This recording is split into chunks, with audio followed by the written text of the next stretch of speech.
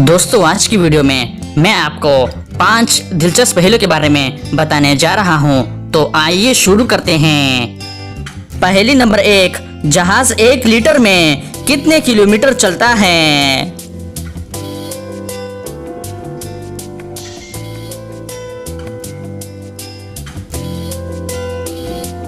इसका सही जवाब है 15 किलोमीटर। पहेली नंबर 2, किस विटामिन की कमी की वजह से बाल सफेद होते हैं?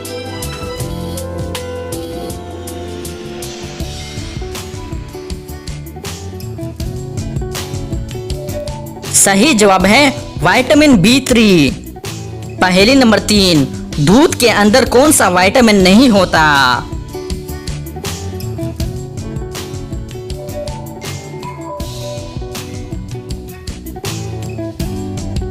इसका सही जवाब है विटामिन C।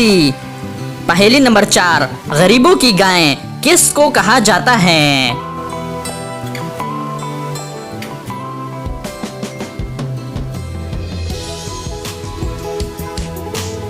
सही जवाब है बकरी को।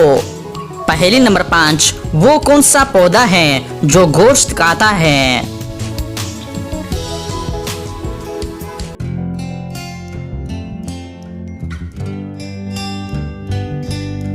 इसका सही जवाब है वीनस फ्लाई ट्रैप।